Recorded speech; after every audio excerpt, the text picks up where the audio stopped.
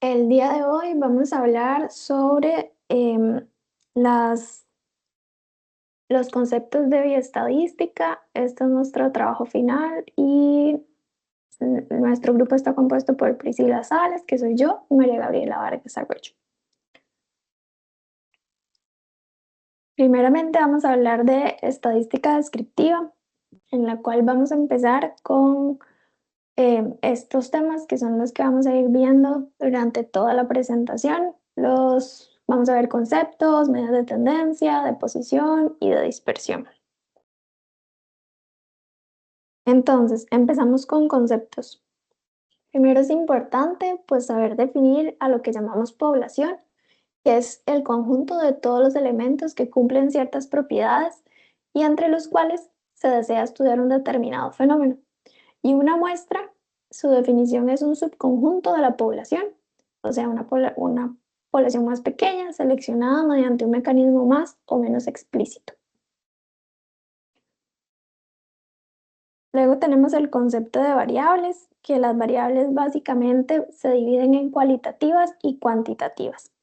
Las variables cualitativas son las que no pueden medirse numéricamente y las cuantitativas son las que se interpretan de manera numérica. En ambas hay tipos. En las cualitativas están las ordinales, que son las que pueden organizarse por categorías, y están las ordinales, que son las que no pueden ordenarse. Por ejemplo, una cualitativa ordinal puede ser como la severidad de una enfermedad o una cualitativa nominal podría ser el estado civil de una persona, mientras que las cuantitativas se dividen en discretas y continuas. Las discretas son valores concretos dentro de un intervalo y las continuas es cualquier valor dentro de un intervalo. Entonces, por ejemplo, una variable cuantitativa continua puede ser la edad o el peso. Y una variable cuantitativa discreta podría ser el número de hijos de una persona. Otro concepto importante es el estadístico. Se dice que estadístico es cualquier operación realizada sobre los valores de una variable. Y también tenemos el parámetro, que es un valor de la población sobre el que se desea realizar inferencias a partir de datos estadísticos obtenidos de la muestra, que en este caso pues se denominan estimadores. Bueno, ahora vamos a seguir con el tema 1.2, que serían las medidas de tendencia central. Básicamente el uso es que informan acerca de cuál es el valor más representativo de una determinada variable. O dicho de forma equivalente, estos estimadores indican alrededor de qué valor se agrupan los datos observados. Las medidas de tendencia central de la muestra sirven tanto para resumir los resultados observados como para realizar inferencias acerca de los parámetros poblacionales correspondientes. ¿Cuáles son las medidas de tendencia central? Tenemos la media aritmética, también llamado promedio, la mediana y la moda. Vamos a empezar con la media aritmética o promedio. Básicamente está denotada por una X que se define como la suma de cada uno de los valores muestrales dividida por el número de observaciones realizadas. Si denotamos por n el tamaño muestral y por x sub i el valor observado para el sujeto, la media vendría dada por y podemos observar la fórmula. La media es la medida de tendencia central más utilizada y de más fácil interpretación.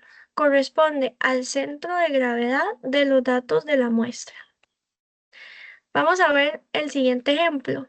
En este y en todos los demás ejemplos sobre estimadores muestrales vamos a usar los valores del colesterol HDL obtenidos en los 10 primeros sujetos del estudio European Study of Antioxidants, Myocardial Infarction and Cancer of the Breast, que es un estudio multicéntrico de casos y controles que fue realizado entre 2011 y 2012 en 8 países europeos e Israel para evaluar el efecto de los antioxidantes en el riesgo de desarrollar un primer infarto agudo de miocardio en hombres adultos.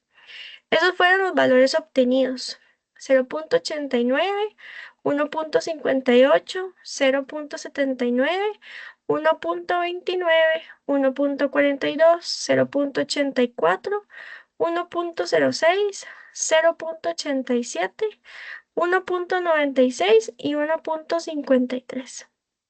Entonces, para sacar la media, lo que hacemos es que sumamos cada uno de estos valores. Entonces ahí vemos 0.89 más 1.58 más, ahí seguimos hasta el 1.53. Y esa sumatoria la dividimos entre la cantidad de datos que teníamos, que son 10. Y eso nos va a dar 1.223. Ahora vamos a seguir con la mediana. Este es el valor de una variable que deja por encima el 50% de los datos de la muestra y por debajo el otro 50%. Para calcular la mediana, primero necesitamos ordenar los valores de la muestra de menor a mayor.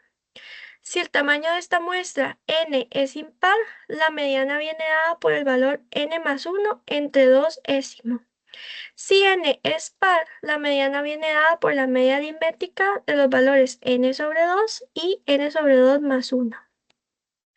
Vamos a ver el siguiente ejemplo, también utilizando lo del colesterol del HDL. Si ordenan los valores de menor a mayor, entonces quedaría 0.79, 0.84, 0.87, 0.89, 1.06, 1.29, 1.42, 1.53 y 1.58 y por último 1.96. Como podemos ver que los datos son pares, ya que es 10, la mediana será la media de los dos valores centrales, que en este caso va a ser el quinto y el sexto. Entonces, 1.06 más 1.29 entre 2 nos va a dar 1.175. Para finalizar, vamos a ver la moda. Es el valor más frecuente en un conjunto de datos relacionados con observaciones biológicas, como mediciones, características fisiológicas o datos epidemiológicos. La moda es especialmente útil cuando los datos presentan muchas repeticiones o cuando se analizan variables cualitativas. Este va a ser el ejemplo. Se realiza un estudio en una población de 100 personas para analizar la frecuencia de los diferentes grupos sanguíneos. Tenemos 4 datos recolectados. El grupo A son 40 personas, el grupo B son 25 personas, el grupo AB son 10 personas y el grupo O son 25 personas. ¿Cómo calculamos la moda? La moda es el valor que aparece con mayor frecuencia. En este caso, el grupo sanguíneo A es el más frecuente con 40 personas. Vamos a pasar al tema 1.3, el cual corresponde a medidas de posición. Empezamos con los cuantiles y básicamente los cuantiles lo que van a hacer es indicarnos la posición relativa de una observación con respecto al resto de la muestra. Y pues hay varios cuantiles. Los más utilizados son los siguientes: percentiles, deciles, quintiles, cuartiles y terciles.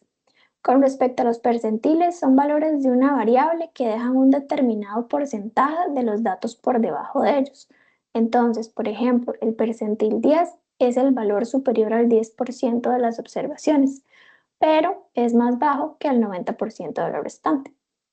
La mediana corresponde, por tanto, al percentil 50. Con respecto a los deciles, pues corresponden a los percentiles 10, 20, 30, 40 y así hasta llegar al 90. Se utilizan básicamente para dividir la muestra en 10 grupos de igual tamaño. Los quintiles corresponden a los percentiles de 20, 40, 60, 80 y dividen a la muestra en 5 grupos. Los cuartiles pues dividen a la muestra en 4 grupos y van 25, 50 y 75, todos de igual tamaño. Y los terciles corresponden a los percentiles 33.3 y 66.7 y dividen a la muestra en 3 grupos de igual tamaño cada uno. Entonces, viendo otro ejemplo, es importante recordar que para calcular los cuantiles, los valores de la muestra deben de estar previamente ordenados Y si el tamaño de la muestra es muy grande, pues la forma más rápida de obtener los cuantiles manualmente es haciendo un gráfico de tallos y hojas. En este caso, el ejemplo nos va a pedir el percentil 15, que dice, el 15% de los españoles viven por debajo del umbral de pobreza. ¿Qué renta se considera demasiado baja? Entonces aquí la podemos observar en la imagen. Corresponde al percentil 15.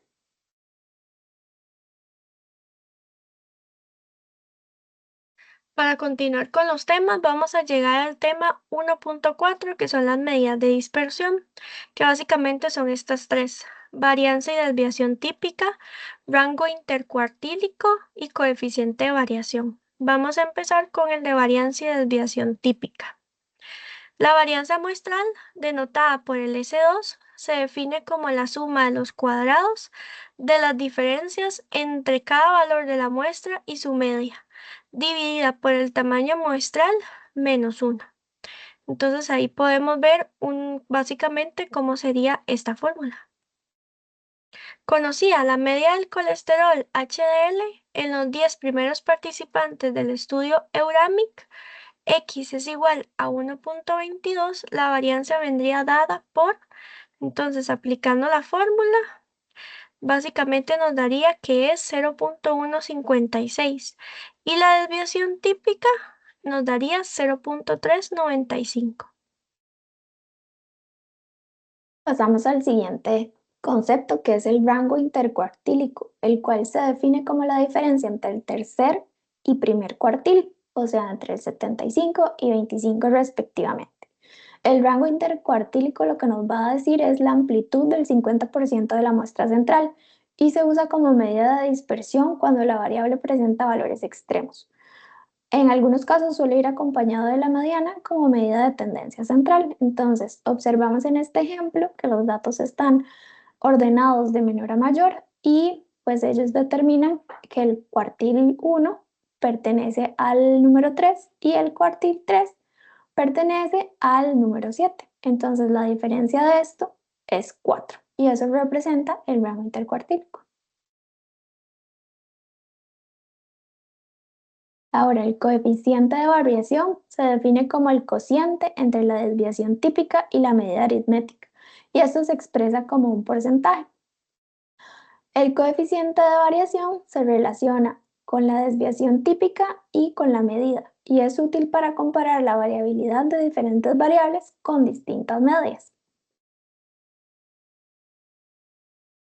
El coeficiente de variación de los 10 primeros valores del estudio que se ha mencionado anteriormente básicamente va a corresponder al 32.3%. Para finalizar, vamos a llegar al tema 1.5, que son representaciones gráficas. Entonces sería el diagrama de caja. El diagrama de caja lo que hace es que permite evaluar la tendencia central, la dispersión y la simetría de la distribución de una variable, así como identificar valores extremos. Los límites inferior y superior de la caja corresponden a los percentiles 25 y 75. Entonces, esta era un ejemplo del diagrama de caja que estaba en la primera tarea. Entonces vemos que el cuantil 1 fue 36.5, entonces lo ubicamos aquí abajo. El cuantil 3, que es el de 75, fue 63.3. Y a los otros lados de la caja vamos a poner el mínimo, que es 18. En el centro ponemos el cuantil 2 y 80, que es el máximo. Muchas gracias, esta sería nuestra presentación.